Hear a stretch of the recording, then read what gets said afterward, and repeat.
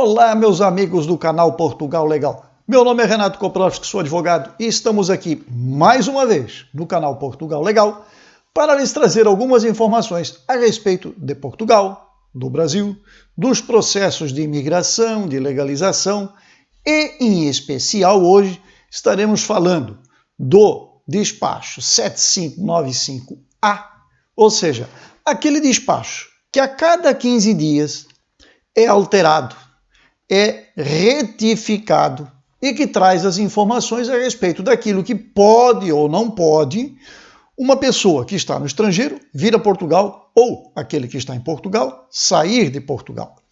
Nós estamos, portanto, falando daqueles problemas trazidos pelo Covid-19. Antes de entrarmos no tema, eu gostaria de lembrá-los que se inscrevam em nosso canal, deem um like aos nossos vídeos, afinal de contas, cada like que você dá faz com que o YouTube dispare informações para os demais que estão procurando por informações relacionadas ao nosso canal. Portanto, é muito importante que você dê o like ao nosso vídeo. Tanto quanto é importante que você marque o sininho lá na página do YouTube. Porque se você marcar a página, marcar o sininho lá na página, o que vai acontecer? Automaticamente, quando nós postamos um vídeo aqui no canal, você recebe uma informação aí na sua caixa, aí na sua entrada, e portanto você fica sabendo que, opa, canal Portugal Legal tem um vídeo novo postado neste momento. Portanto, pedimos que se inscrevam, que deem um like e que marquem o sininho aí na página do YouTube. No demais, agradecer muito a todos aqueles que já se inscreveram e que já deram o seu like nos nossos vídeos. E se ainda não o fizeram, retoma lá o vídeo, dá um like, que vai ficar bacana e mais pessoas receberão estas informações. Dito isto, nós vamos rodar a nossa vinheta e em seguida retornamos aqui ao canal para falar, então, do novo despacho, do despacho 7595, que alterou algumas regras e esclareceu alguns itens, o que é importante, esclareceu alguns itens com relação à entrada em Portugal. Retornamos em seguida.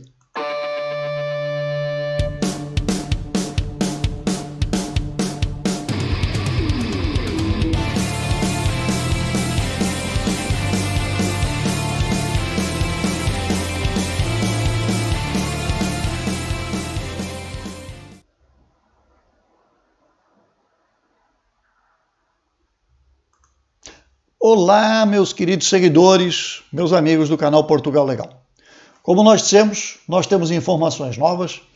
Nós publicamos hoje de manhã rapidamente, tão logo tivemos acesso a este despacho na página do Diário da República. Publicamos ele na nossa página aí na internet, damos ciência aos senhores. Porém, agora nós estaremos tratando dos detalhes daquilo que foi alterado, daquilo que foi acrescentado e de algumas situações que são interessantes de nós analisarmos e que tomaram, digamos assim, tomaram não, porque ainda não entraram em vigor, elas só vão entrar em vigor a partir da meia-noite de hoje, ou seja, das 00:00 de amanhã. Então é nesta virada de hoje para amanhã que este despacho passa a ter a sua validade aplicada. Até aí, permanece a situação anterior. Então, se você está agora no aeroporto aí no Brasil, querendo embarcar para Portugal, você ainda vai estar sujeito às regras do despacho anterior. Este, que nós estaremos abordando agora, só vai ser aplicável, só vai passar a valer a partir da meia-noite de hoje. Ok? Entendido isto, vamos então colocar na tela para que a gente possa analisar e ver o que é que tem de novo neste despacho. Basicamente, nós temos aqui o seguinte. O despacho 7595A de 2020, não é? E o que esse despacho nos traz? Ele traz para nós as seguintes informações.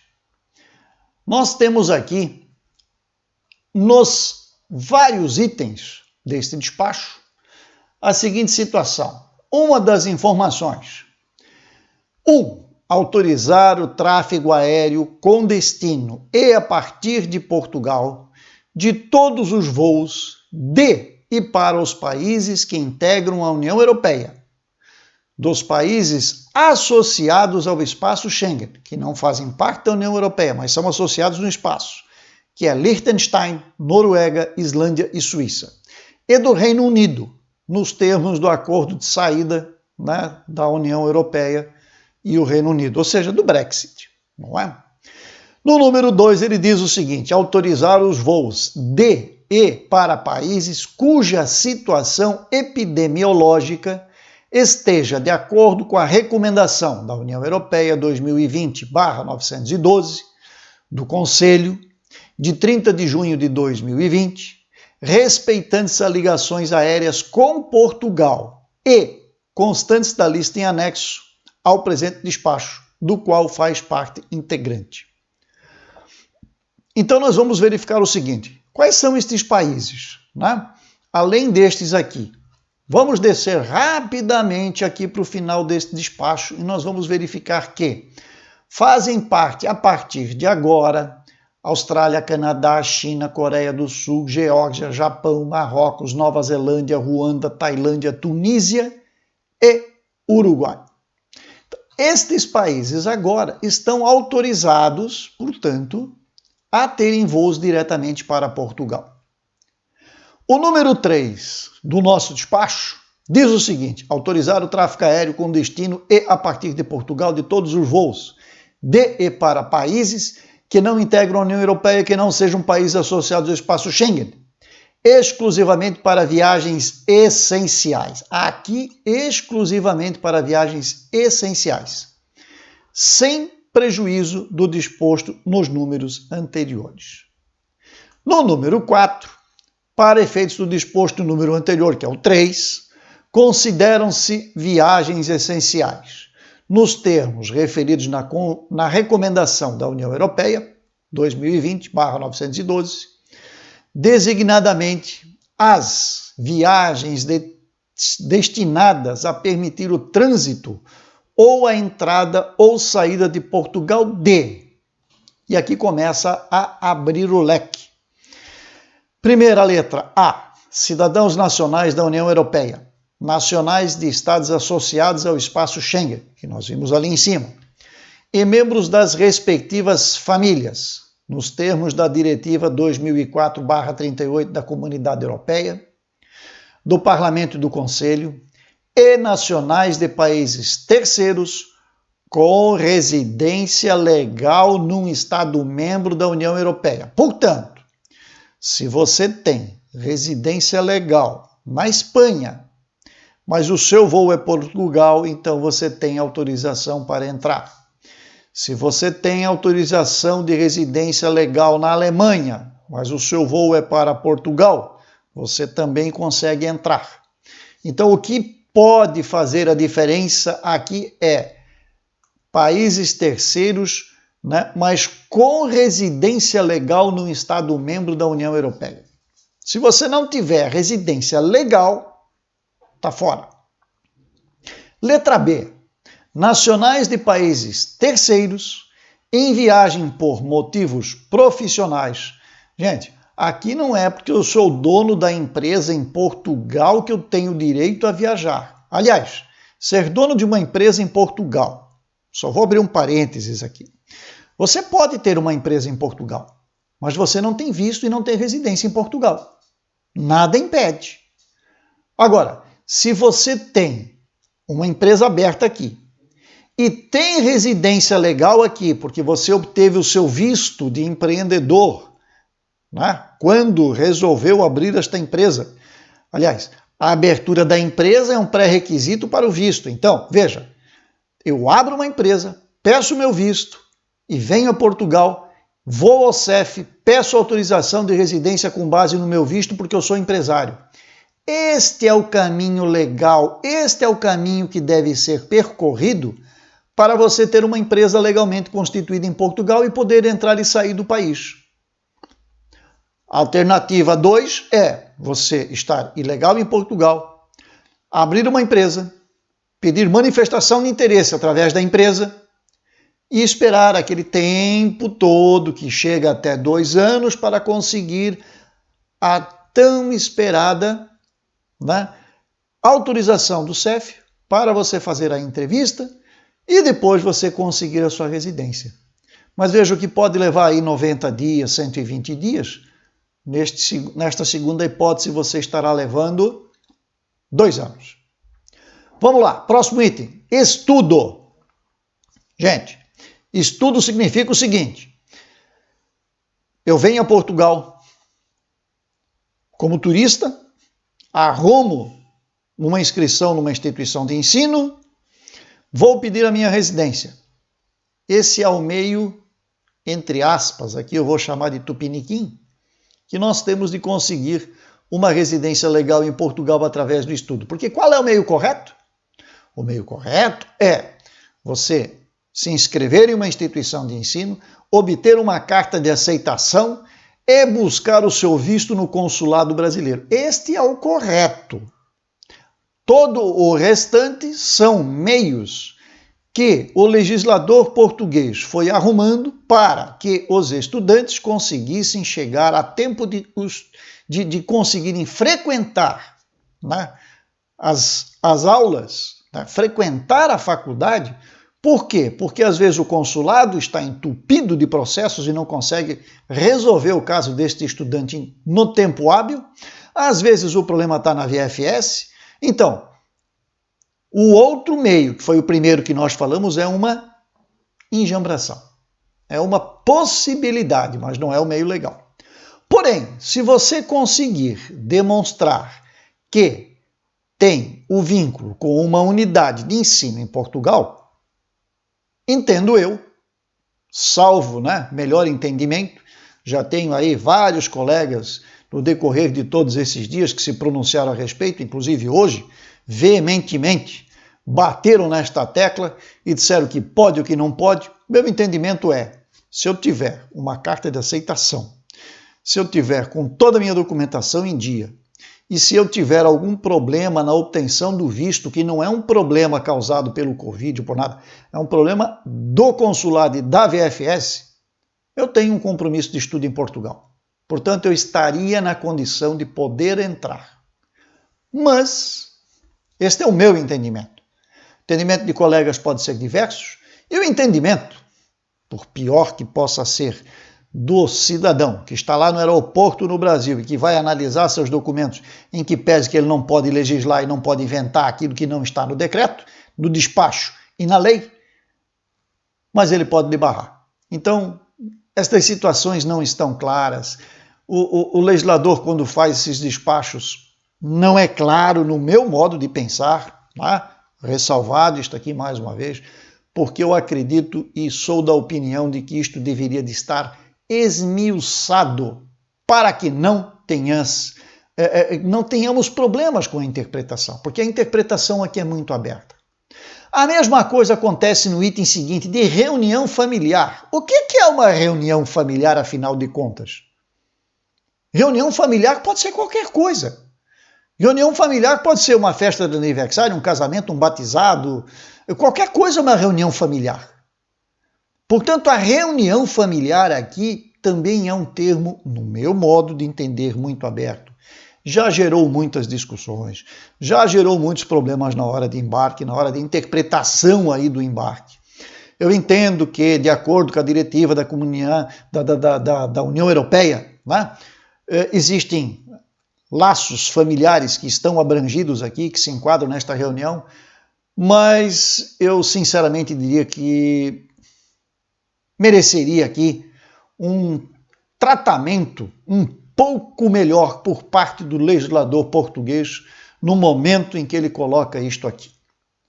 Por razões de saúde ou por razões humanitárias. Bom, estas são as outras duas opções que restam aqui na letra B do número 4, que permitem a entrada de um cidadão em território português em época de Covid. Digo, não é só território português, né? Porque ele entra por Portugal e vai a outros estados. Muito bem. Diz o número 5, autorizar os voos de apoio ao regresso de cidadãos nacionais ou titulares de autorização de residência em Portugal.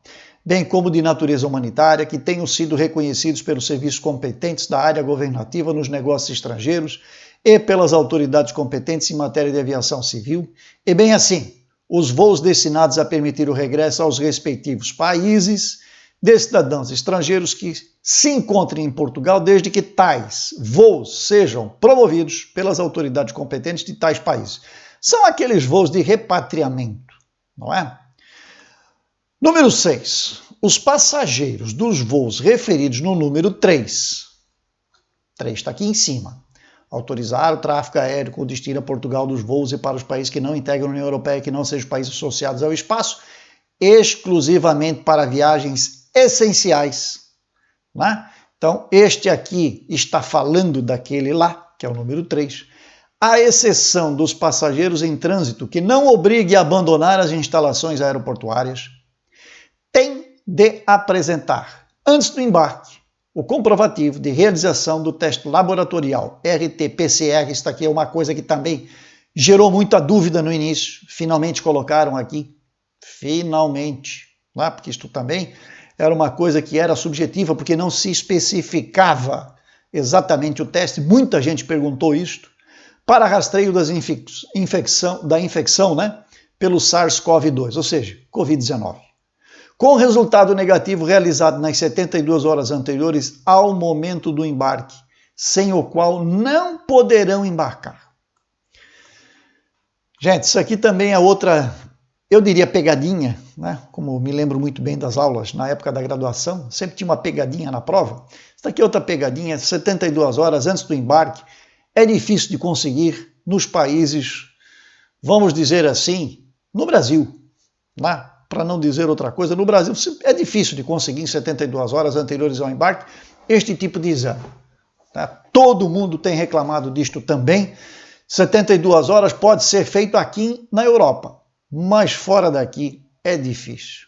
Então tá, mas tem que ter o exame. Qual é a alternativa?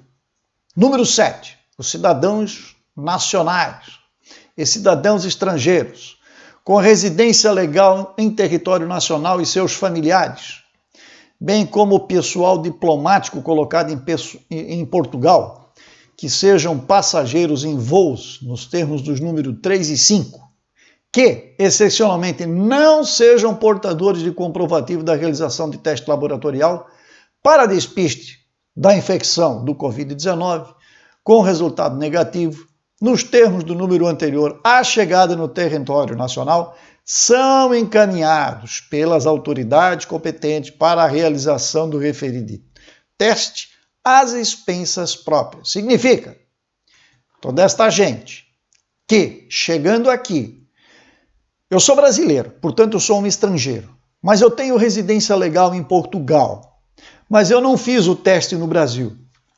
Posso embarcar? Posso, mas quando chegar aqui, eu vou ser obrigado a fazer este teste, tá? E vou ter que pagar por este teste. Aqui, em Portugal, gira em torno de 150 euros, tá? Então você vai ser levado pelo pessoal do CEF para uma saleta, onde você vai ficar aguardando que seja realizado este teste, tá? Podendo este serviço ser subcontratado. Portanto, aqui eles dizem o seguinte, a ANA, que é, né, a Agência Nacional dos Aeroportos, ela pode fazer o teste ou ela pode contratar uma outra empresa que vá lá e que realize o teste em lugar dela. O número 8, os cidadãos que se recusem à realização do teste à chegada a território nacional, nos termos do número 7, que foi o que nós vimos antes, o que acontece? São de imediato notificados pelo CEF, Serviço de Estrangeiros e Fronteiras, para a realização do mesmo no prazo de 48 horas, às expensas próprias. Ou seja, não vou fazer no aeroporto, eu vou fazer no laboratório, que eu tenho plano de saúde, eu estou pagando médico, eu vou fazer lá fora. Ok. Então você tem 48 horas para fazer esse teste, tá? E de que podem incorrer nos crimes de desobediência e propagação de doença contagiosa, sendo desta notificação informadas as autoridades de saúde e a força de segurança territorialmente competente da área da sua residência. Vamos lá. De novo, traduzindo isso.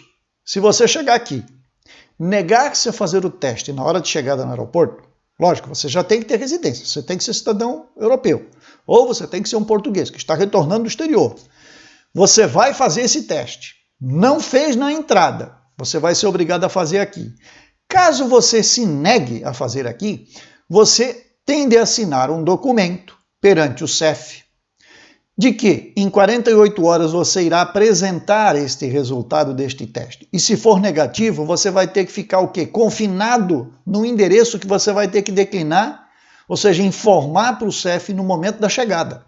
Eu resido na rua tal, número tal, andar tal, primeiro direito, segundo direito, terceiro direito, primeiro esquerdo, segundo esquerdo, tanto faz. Você vai ter que dar a sua morada, sob pena de que, se não o fizer, está incorrendo em desobediência civil. E você vai ser sujeito a coimas e até de ser levado a tribunal, se for o caso. E quem faz esta fiscalização? É a Guarda Nacional Republicana, GNR, como é conhecida aqui.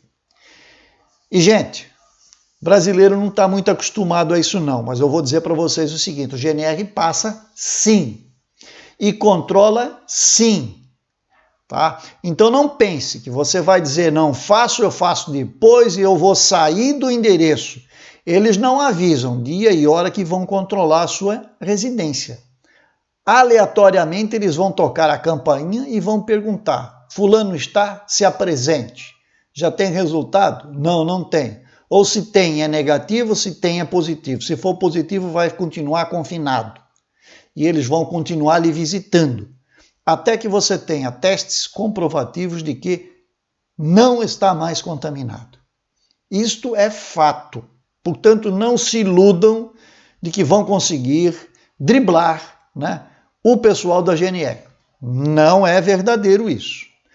Número 9. As companhias aéreas que permitam o embarque de cidadãos nacionais ou estrangeiros sem o teste referido lá na frente no número 6, incorrem em cumprimento dos deveres estabelecidos na linha I do artigo 2º do Decreto 37-A/2020, de 15 de julho.